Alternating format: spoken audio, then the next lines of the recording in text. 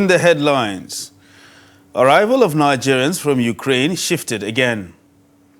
Court sets free wife of suspected killer of Hanifa Abubakar. 5 million mosquito-treated nets for distribution in Katsina to fight malaria scourge. And on the foreign scene, dozens of people have been killed, many others injured in a bomb blast at a mosque northwest of Pakistan. Hello and welcome to Trust TV News Update. I am Ibrahim Yusuf.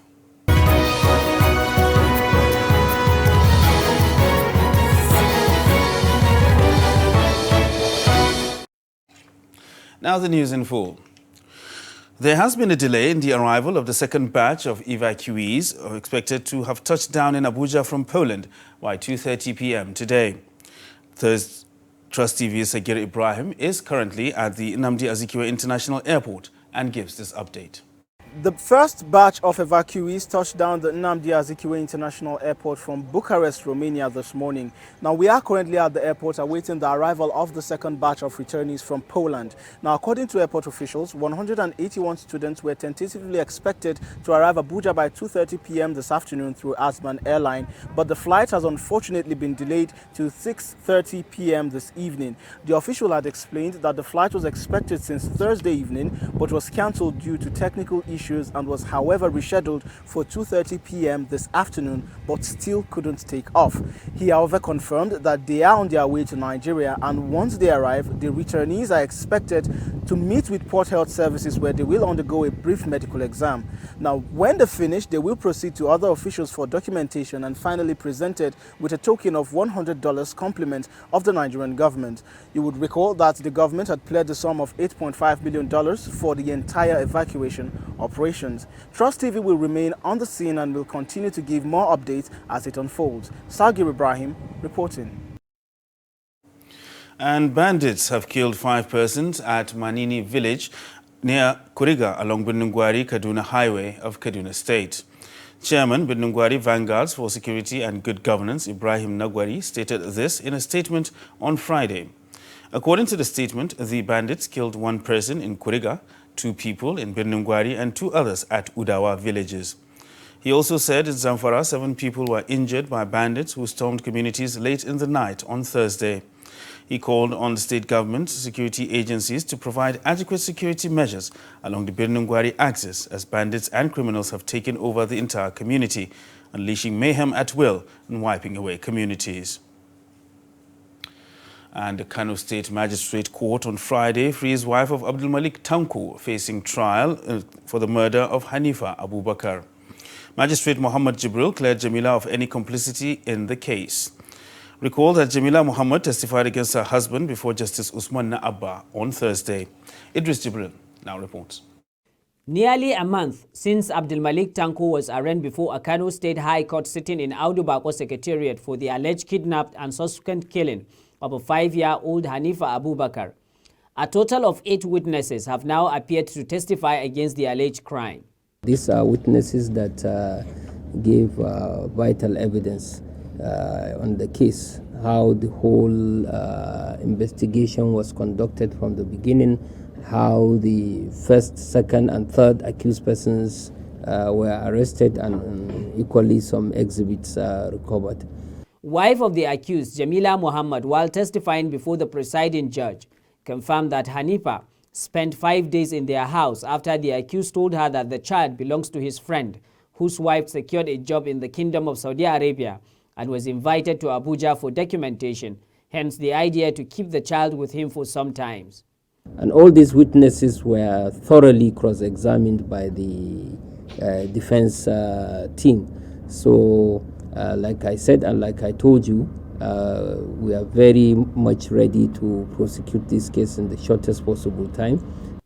Meanwhile, the defense counsel objected to the testimony of the first and second prosecution witness on the grounds that Abdul Malik says he was tortured during police investigation. Hence, the presiding judge, Justice Usman Naabba, ordered for a trial within trial, during which Abdul Malik was summoned to the witness box, where he confirmed to have been tortured by the police. They called different witnesses, numbering from 4th, 5th, and 6th. It was on the 6th we objected to the tampering of the statements of the first and third defendant. Then the court ordered for trial within trial. And we graciously acknowledged and went into hearing of the trial within trial, which you will be also surprised that we face it today. And the court has asked us when to respond. We say we will respond within the time slated for this case, billed for 9th and 10th of March. And we promise the court that we'll make sure we exchange our addresses, and on the 9th, the court will rule on the voluntariness or otherwise on the statement being objected of the first and third defendant. The purpose of trial within trial is to test the voluntariness or otherwise of the statement of the first and third defendant. That's the purpose. And we know if we come and play drama, we look funny. The law requires that we should do the needful, and this is what we are doing. The representation of defendant is not for joke, it's for real. For now, the judge has adjourned the case to the 9th and 10th March 2022 for further hearing and subsequent ruling on the trial within trial for the alleged torture before the return of the main trial. Idris Jibrin, Trust TV News, Kano. And over 5.2 million mosquito nets will be given to less privileged, vulnerable groups and other households in Katsina as part of efforts to fight malaria scourge in the state. Minister of Health, represented by Director Clinical Services, Dr. Abdul Hakim, said this while flagging off the distribution of insecticide-treated mosquito nets at the Emir's Palace, Katsina. The report. The minister said the distribution of the treated mosquito nets was aimed at reducing the scourge of malaria, especially among pregnant women and children. I'm pleased to inform you that the use of ITN has been one of the key strategies adopted for the prevention and elimination of malaria in the country by the federal government. The project director, Society for Family Health, and the program manager, Global Funds, who acknowledged a significant drop in malaria cases in Katsina State, called on people to imbibe the culture of sleeping under treated mosquito nets for the program to attain the desired objective. They say over 12,000 people are expected to be engaged in the mobilization and distribution of the treated mosquito nets across Katsina State. And also to say that Society for Family Health has been here for at least more than a decade. We've been bringing health to the last mile, and for this event we are hoping to be able to distribute over 5.2 million nets in your state. For the ITN distribution with the revised national guideline, this is to limit the spread of COVID-19 in the state. I implore the press to support the creating awareness about the ITN mass campaign and encourage ITN collection and use by people of Katsina State. However, the Imam of Katsina, Alhaji Abdulmumin Kabir Usman, advocated for a more modest way of addressing the problem of mosquitoes that spread malaria to people beyond the use of treated nets.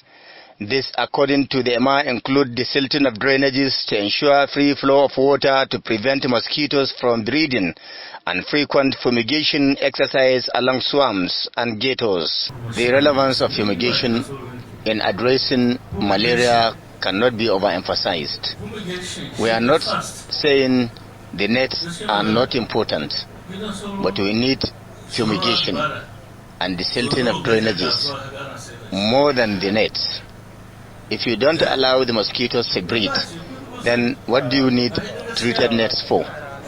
So you see, it is quite understandable that mosquito nets, Governor Masari, while flagging off the distribution of the treated mosquito nets, lamented the habit of some people who, he said, in spite of government's commitments to construct drainages and culverts, yet they dump refuse inside to cause havoc of flooding. The governor said Katsina State government alone has spent over 16 billion naira in the construction of drainages, besides 10 billion naira committed by NewMap in collaboration with Katsina State government for the design and construction of new drainages as well as erosion control programs.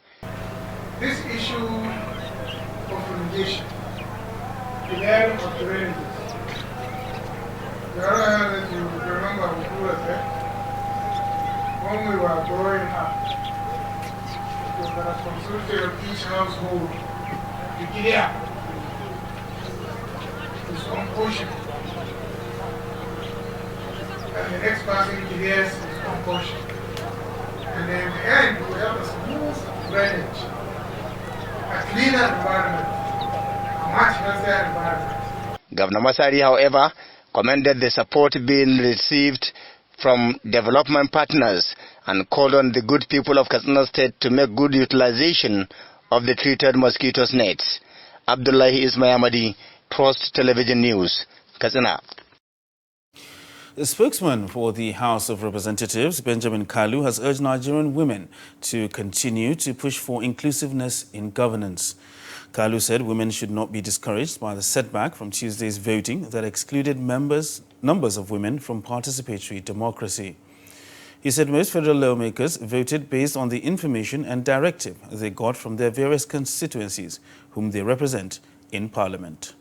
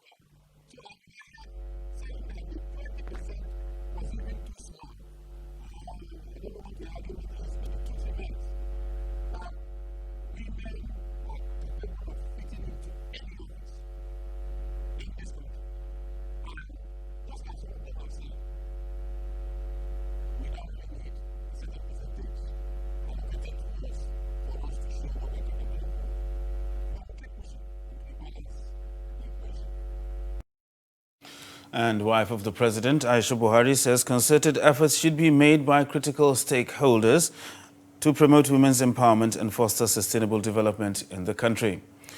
Buhari made the call during the Women in Culture event organized by the Chinese Embassy in Abuja in commemoration of the 2022 International Women's Day celebrated annually on March 8th. First Lady, represented by Dr. Rukayatu Gurin, Special Assistant to the President on Women Affairs and Administration, expressed regret that the National Assembly's decision to turn down the bill seeking to promote women's interests.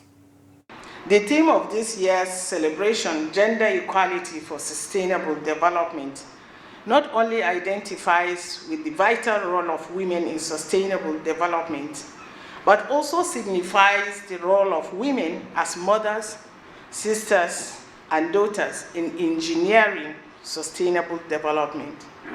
Their role cannot be effectively executed without promoting partnerships and collaborations in the provision of many things, especially education, health, and empowerment for women and youth. My foundation, the Aisha Buhari Foundation and Future Assured, have enjoyed the partnership of Chinese Embassy and collaborations with other development partners in improving the lives of women, youth, and children, especially in Nigeria. You're watching Trust TV News Update. Coming up after the break, how father attempts killing son. This and more after the break. Listen.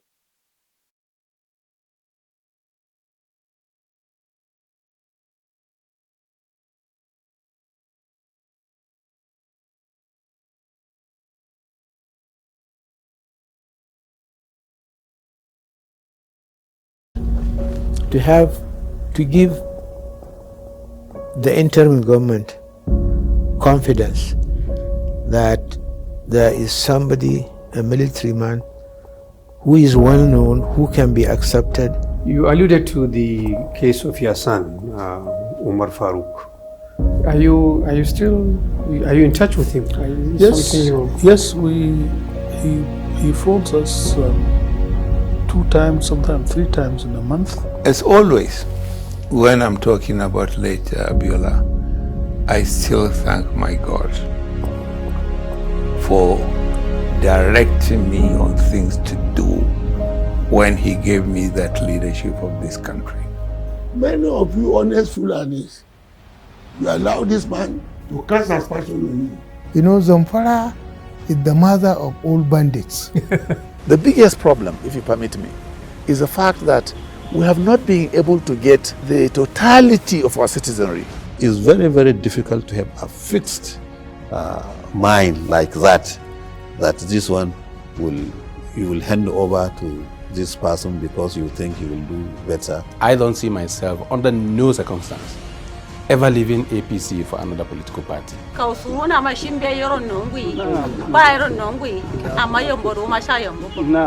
on the Mambila Plateau. And this is where the hydroelectric power dam is supposed to be constructed. Most people in Nigeria are ignorant of the fact that employing a child as a maid is in fact against the law. Access to the textile mill has been very difficult. I believe, or I think that if you want to make money, it should be in a place where there are not plenty of people that can do what you do. From the way things are happening now, I don't think the two parties will make any impact. I've been talking about the updates concerning the campaign of Nigerian Super Eagles in Abuja.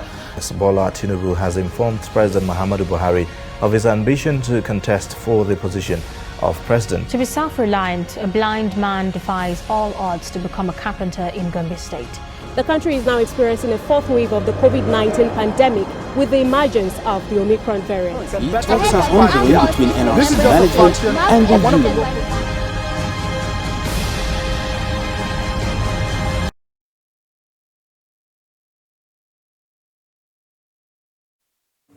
Welcome back. You're still watching Trust TV News Update. Now look at our top stories. There has been a delay in the arrival of the second batch of evacuees expected to have touched down Abuja from Poland by 2:30 p.m. on Thursday. And Kano State Magistrate Court on Friday frees wife of Abdul Malik Tanko facing trial for murder of Hanifa Abubakar. And moving on to other stories now, the Nigeria Center for Disease Control, NCDC, says Nigeria recorded 8 infections across the country. The center stated this in its update for Thursday, 3rd March. The new infections were logged in 2 states, with 16 people discharged after they recovered from the infection. According to the NCDC, no fatality reported with the newly confirmed cases.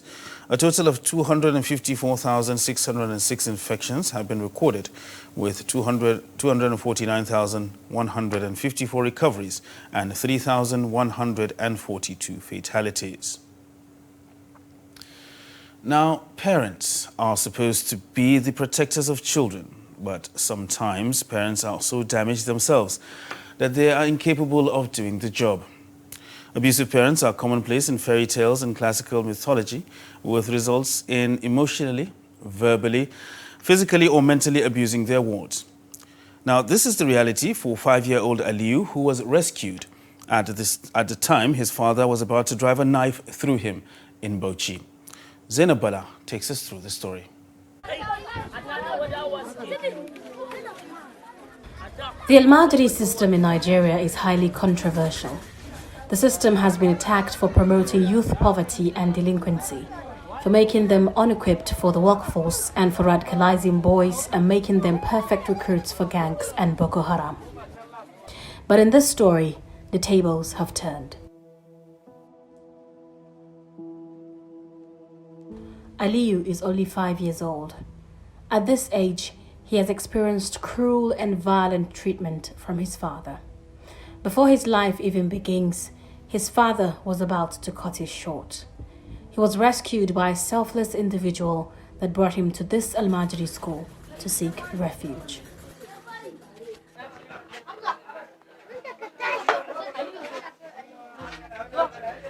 Shi wannan alhamdulillah, shi wannan Aliyu da babansa mashi wannan wulakanci.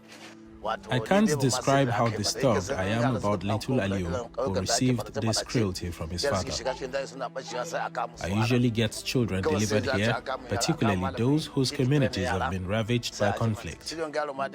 Some of them run into the bushes for their lives. We are looking into Aliu's case to see how we can locate his father.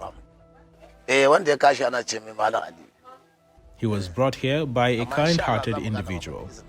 We want him to grow older.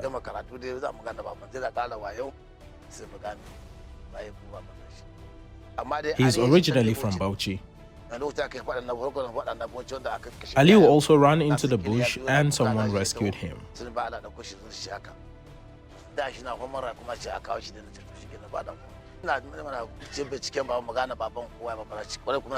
We will go to Bauchi in search of his parents soon.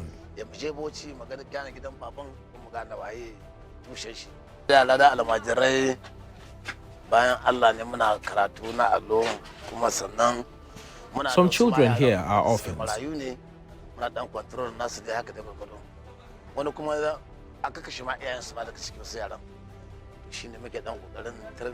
We help them with what we get as donations from people.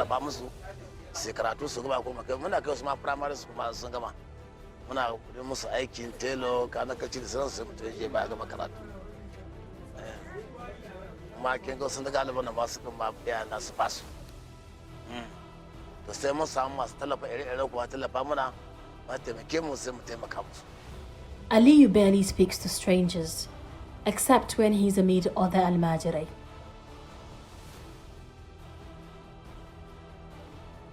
It took 2 sticks of candies to get him to talk. I was beaten by my father with a cane on my back.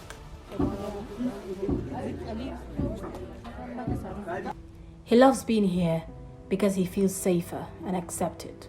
According to reports, abuse and neglect create a lifelong impact on children's brains, bonds and behaviors, which can translate into lifelong psychological consequences that can manifest as educational difficulties, low self-esteem, depression and trouble forming and maintaining relationships.